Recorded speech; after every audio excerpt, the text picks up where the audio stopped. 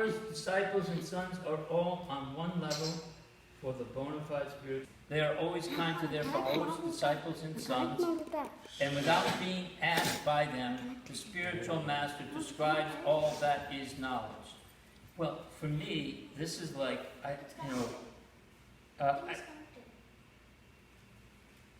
after I gave a class, the class I gave last week was about how, to be a disciple is a great privilege, but not all disciples, are necessarily up to it, or in the sense, not that they're not up to it, because the spiritual master is very, very merciful, and he's accepted you, or as a follower, and maybe shy, and you don't want to ask a question, and like I remember Satrut Mars said when Prabhupada was coming to Atlanta, he said, one should act like he's a fool. And I thought to myself, I don't have to act. I am a fool in front of Prabhupada.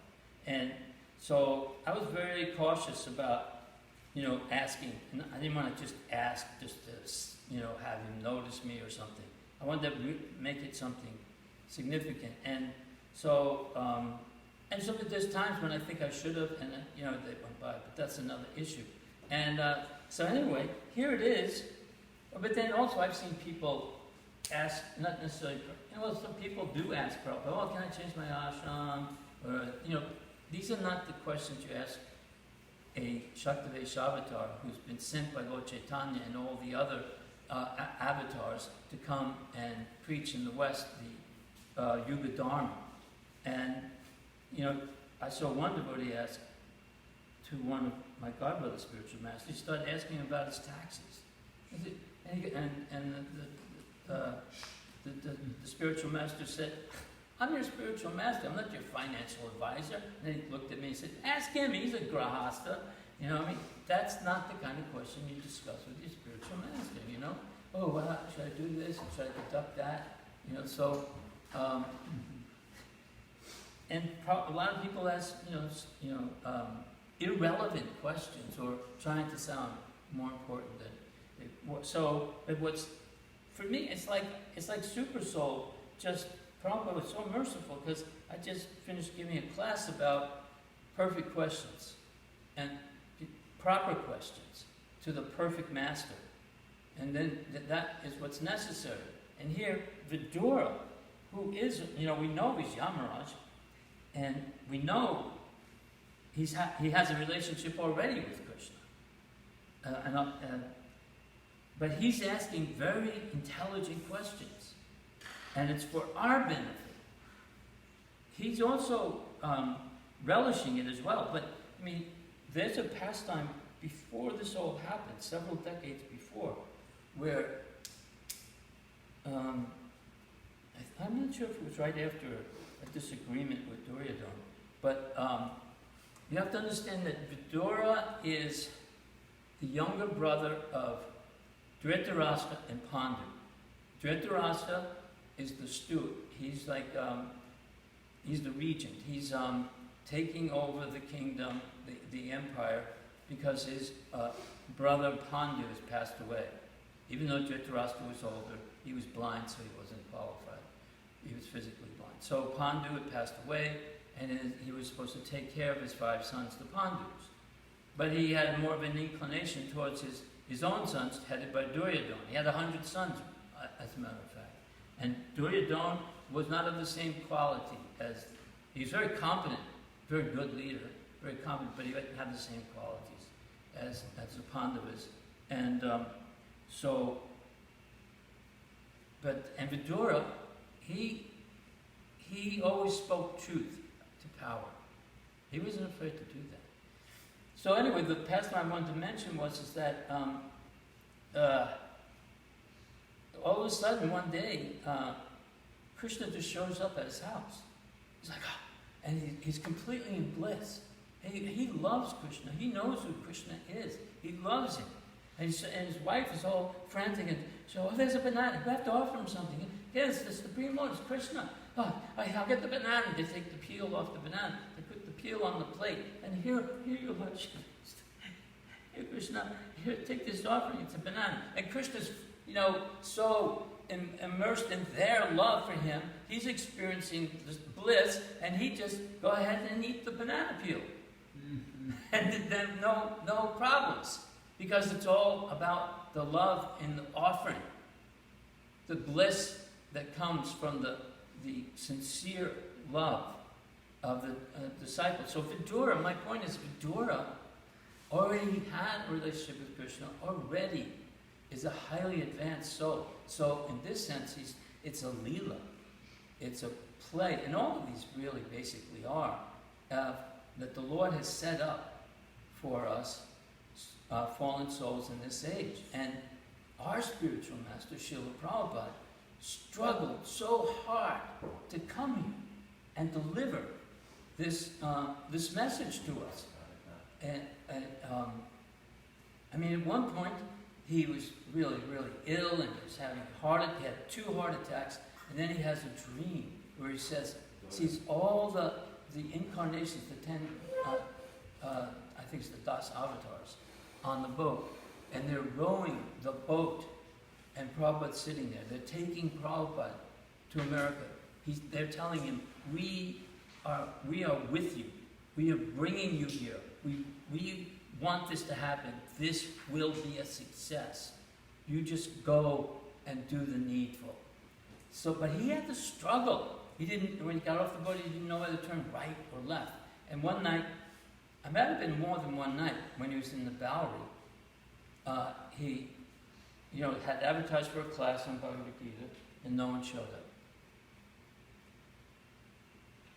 So he remembered his spiritual master had said, if no one comes, you just preach to the 4 walls. There's living entities everywhere. And he had the foresight to buy a small tape recorder, and he taped it. And those lectures became the introduction to the Bhagavad Gita. And that Bhagavad Gita, that introduction, has now been sold by the millions all over the world. And people are reading that lecture that he gave in a Bowery to an empty room. That's how merciful the spiritual master is. He will go on. He doesn't get all bummed out. I'm here to preach. That's what I'm going to do. And that preaching just kept going on. That class has been going on and will continue to go on for the next 10,000 years. Prabhupada said, my book shall be the law book for the next 10,000 years.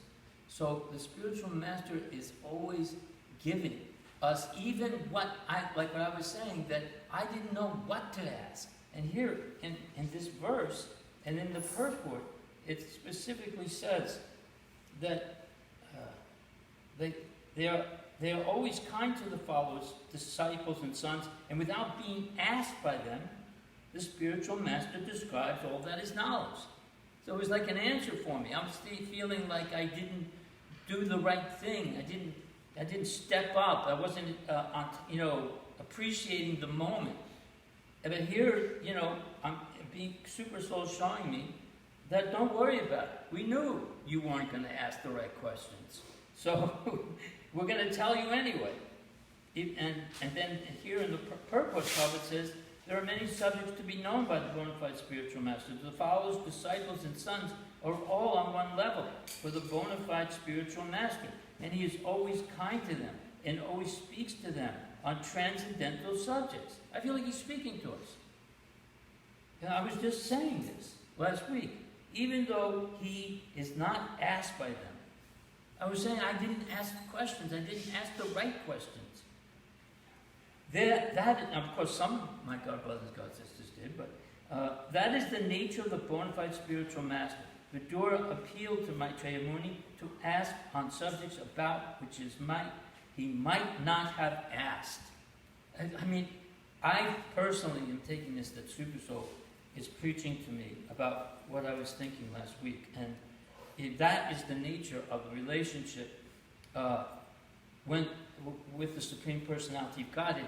He is aware of us, and he's always, if we take one step towards Krishna, Prabhupada used to say, Krishna takes 10 steps towards you.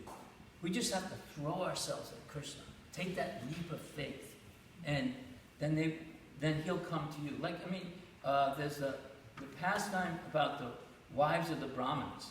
And the Brahmins were very Paka Brahmins, but they weren't, and they were performing all the correct sacrifices, but they weren't doing it thinking of Krishna.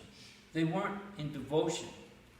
Their wives were very simple, and they heard about Krishna. They didn't even have never even seen him, but they had heard about him from some other women at the marketplace. There's this boy and his brother, and he's beautiful, and they describe and all these feats that he's doing, and they're just always thinking about him and talking about him. And then they overhear that these other young boys have come and Krishna's hungry. So they didn't even think about it. They didn't go and ask their husbands, and these are Paka first-class, high-class Brahmin wives. They normally would only do as their husband said. They acted on their own, spontaneously, to give to Krishna. And so these are the kinds of things that, and so Krishna's always, when we're in need, he is there. He's what we need, he gives. There's a story about Jayadev Goswami, and it predates Lord Chaitanya by 100 or 200 years. And he's the one who wrote the Das Avatar song. So one day he's living in a thatched roof house, and it's very, very hot that day, but it needs to be repaired. So he's up on the roof and he's putting straw in, and then he ran out of straw, and thought, I gotta go all the way down. And all of a sudden, a hand comes up with straw. Oh, and he grabs the straw. He thought, oh, it must be my wife. She's right on top of it. So then he looks, and then just when he needed more, there was some more straw. And this went on for the rest of the day. And it was a very, very hot day.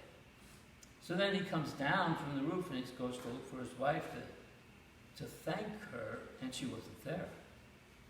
She had probably gone down to the river. And so he goes and takes his bath. Then he goes to his altar and he sees that he's worshipping Radha Madhava. And these Radha Madhava deities are still being worshipped right outside of Jaipur. And when he went and he saw Madhava, that he saw straw all over his body, in his hair, on his clothes. Madhava came and was handing him the straw. So in these ways, but also, like, for instance, the story about Prabhupada, Krishna could have done this, but Krishna wants to glorify his devotees. It's not like, Lord Chaitanya or, some other, incarnation couldn't have come. When he was on the planet, he could have spread it in some way, I suppose, but the time wasn't right. So they wanted Prabhupada to do this. They wanted him to get the credit. He wants to see his devotees get the credit.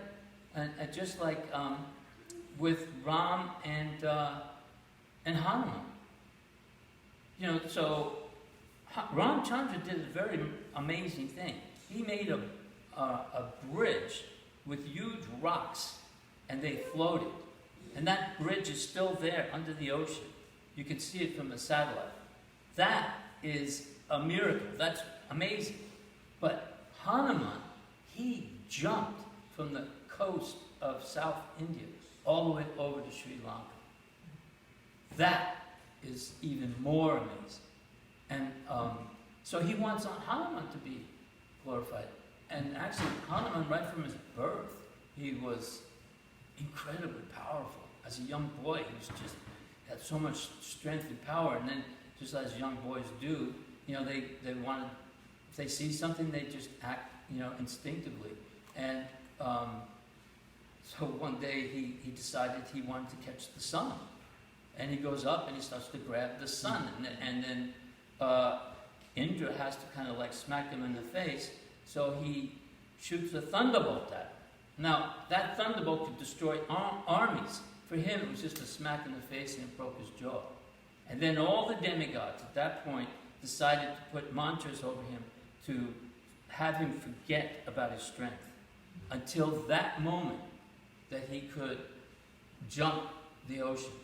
And then he not only does that, when Lakshman needed some medicinal help in the battle, and it was on a mountain somewhere, miles and miles away.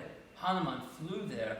He didn't know what the medicine was. He didn't know what it looked like, so he picked up the whole mountain and carried it to the scene of, many, many miles to where Lakshman was, and then the proper devotees took the medicine, the herb, and helped him come back to consciousness. So, in this way, they're trying to glorify their devotees. They want their devotees to be qualified. They're always willing to serve us. They're serving us in so many different ways, in so many different pastimes. And let's take, for example, though, some of the incarnations of the Lord, like Varaha, the very first, or the second, is the second appearance of Vishnu, I believe. And he's a boar. There's a hog. They're not very attractive. Even if you're Vishnu, you're not looking very good. And what is he willing to do? He's willing to go to the bottom of the ocean, dig through the mud, and in this filthy place, and pull up the earth planet, because it had been overmined by Kumbhakarna, and it fallen off of its orbit and on the bottom of the ocean. So to save the planet Earth and Mother Bhumi, who is his wife, he appears as a hog.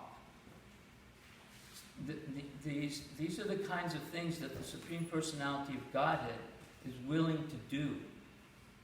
At the same time, as Arjuna in the Battle of Kurukshetra, he accepted the role of the chariot driver, which is a very humble thing to do. And he said he would not use any weapon. He would not fight. And he didn't use a weapon, but he did use a wheel against Grandfather Bhishma. But when Arjuna, if you read Arjuna's statements in the first chapter, you think, well, that kind of is reasonable. That makes sense to me. And so now Krishna's taking the role of the spiritual master. He's no longer his chauffeur. He's now coming to serve him as the spiritual master. So this is again the need of a spiritual master. Why we always need a spiritual master? Because you can't just take a book and just read it and become a surgeon, a brain surgeon. You need a teacher. Well, you have to make the cut, not just, don't put too much pressure, but don't be too, weak. You have to put it, and you have to cut like that. Then you have to clean this, you have to look for this. If you see that, then put these clamps here. There's so many things you need. You can read about it in the books, but actually having someone who's done it can teach you along with your book reading. So we need a guru. And Arjuna, he's making very reasonable points if you think about it. And Krishna is explaining to him that, no, this is not correct. This is not, this will, this is a type of impurity that you've developed. You become weak. And they're not rational thoughts for a Kshatriya. And anyway, my plan is that you go and fight this battle and establish the Pandavas as the true emperors of the world. And that is the key to understanding the Bhagavad Gita and understanding the teachings of Lord Chaitanya, is that we have to make our desires, our plans, one with Krishna. Not impose my desires onto Krishna. I desire that I be like this, and I want to do it in your ISKCON, and so, but I desire like this, but Krishna, that's not Krishna's desire, maybe. We have to find out, what does Krishna want me to do? We have to be humble enough to put aside our own false ego and surrender that, and let Krishna take over. And Krishna can provide us. Krishna has 10 hands. So he can take, there's no way you can keep what you have. You have 2 hands, and he has 10. It's easy for him to take everything you have. But he also has 10 hands to give you, and he can give you more than you can imagine. It's just a matter of what side you're on, whether or not you want to surrender to the Supreme Personality of Godhead to become one with his desires, or you want to pursue your own desires. Mm-hmm. There are a lot of examples of devotees that kept asking Prabhupada, well, can I do this? And Prabhupada would say, no, this is not good. No, you should do this. And they would push, and in the end, Prabhupada was right. And, Prabhupada actually, even there's a discussion with Prabhupada and Dwarkadish in Los Angeles. Devotees actually talk about this. That after they had established the Los Angeles temple, Prabhupada, now he has his world headquarters in Los Angeles, and he had no plans to go back to India. This is my Prabhupada Desh. I was given the Western world to preach by Bhaktisiddhanta. And Krishna was telling him, no, I need you to go to India. And Krishna's saying, no, that's for my godbrothers, let them take care of it, I'll do this. And finally, Dwarkadish says, if you go to India, I will give you a much bigger temple than this one. And so, and then he realized that Krishna had some other plan, and he accepted that. And he went back to India and continued his preaching. And actually, so then we had the Krishna Balaram temple, we had the Jew temple, and then we're going to have the TOVP. And the Krishna Balaram temple, that was the first time the first temple in ISKCON that was built by ISKCON according to Vedic tradition. Everything else was a storefront, or in one case, one of the temples was a morgue, or a funeral home. That's what it was. It was a funeral home. Really? In San Francisco, yeah. That Frederick Street was a funeral home. The second temple. It had been just a regular house on Frederick Street. No, well, I don't know. The second one, I went to it, and this was once a funeral home. I went to the one on Frederick Street, and it wasn't a small house. It was like the one in New Orleans. Yeah, like that. The whole neighborhood, though. The house was like that. If I remember right, that house was really big. It had a big temple room too. Was Fine. there a lot of ghosts? Huh? Were there a lot of I don't know. I only went to a Sunday feast, and then I went on Christmas Day in 1970 to give a donation. That may have been the last one in San Francisco too, because then they went to Berkeley. I mean, there's some devotees. Well, there was always one in Berkeley. I mean, at one point there was one in Berkeley and San Francisco. That's right. A ghost? A ghost? Yeah. No, I'm not talking about any ghosts. There was a ghost that everybody had seen and knew about. What? There is a ghost, there was at least. In Berkeley? Yeah, that's what you're talking about. Yeah. Yeah, because usually those kind of places, that's where they hang out. Well, it's a famous story about Bhakti Vinod Thakur, and he was traveling with his son, Bhaktisiddhanta Prabhupada. And, of course, he wasn't Bhaktisiddhanta Prabhupada at that point. And they were traveling, and they reached one town late at night. So they saw an old deserted temple, and they stayed there for the night. In the morning, they went into the village, and everybody asked, well, where did you spend the night? We want to serve you. We'll give you some fruits and everything else that you need, and you can go on your travels. But where did you stay last night? We stayed in that temple outside the outskirts of the town. And the man in charge of the village said, no, that place is no one can stay there. It's haunted by a very, very powerful ghost. And Bhakti Vinod said, yes, it's a Brahma Rakshasa ghost.